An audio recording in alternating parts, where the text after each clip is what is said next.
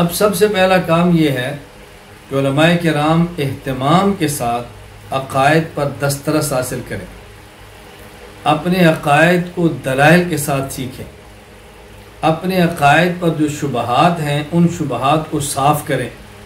یہ علماء کی ذمہ داری ہے۔ اس مقصد کے لیے ہم نے مرکز اہل السنت والجماعت سرگودا پاکستان میں تخصص فی التحقیق والدعوہ شروع کیا ہے۔ بحمد اللہ تعالی 14 سال ہو گئے ہیں اور 600 سے زائد علماء کرام تخصص کر کے وہاں سے فارغ ہو چکے ہیں۔ اس سال بھی تقریباً 62-63 علماء وہاں تخصص فی التحقیق والدعوہ کے اندر زیر تعلیم اور زیر تربیت۔ تو اس سال ہم نے مشاورت کے ساتھ آن لائن تخصص فی العقائد الاسلامیہ کا آغاز کیا، تاکہ وہ لوگ جو ہمارے پاس نہیں آ سکتے ہم اپنی آواز ان تک پہنچا دیں اور وہ لوگ عقائد کو سیکھیں، علماء اپنی تربیت حاصل کریں اور عقائد میں پختگی پیدا کریں، عقائد کو اصولوں کے ساتھ سیکھیں، عقائد کو دلائل کے ساتھ سیکھیں اور عقائد کو بیان کرنا سیکھیں، عقائد کو بیان کرنے والی زبان لیں، عقائد کو واضح اور صاف اور شفاف کر کے امت کے سامنے پیش کریں۔ اس کے لیے ہم نے تخصص کا آغاز کیا ہے اور بحمد اللہ تعالی اس وقت 20 ممالک کے 422 کے لگ بھگ علماء اس تخصص کے اندر موجود ہیں۔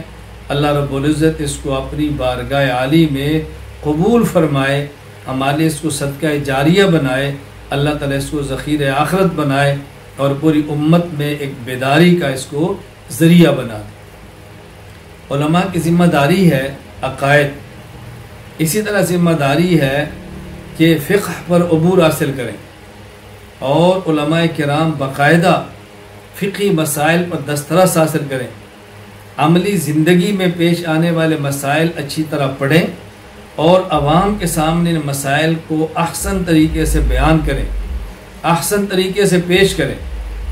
اور پھر تیسرا نمبر اخلاقی تربیت، اپنا تزکیہ، اپنا تصفیہ، یہ از حد ضروری ہے۔ اس کا بہت زیادہ علماء کرام کو اہتمام کرنا چاہیے۔ ہمارے ہاں بحمد اللہ تعالی اس کا پورا اہتمام ہے کہ تزکیہ بھی ہو، نظریہ بھی ہو، نظریہ بھی ہو اور تزکیہ بھی ہو، یعنی عقائد میں بھی پختگی ہو، نظریاتی طور پہ علماء کرام مضبوط ہوں، اور تزکیہ اور تربیہ یعنی اخلاقی اعتبار سے بھی علماء کرام نہایت پختہ اور مضبوط ہو۔ یہ علماء کی ذمہ داری ہے۔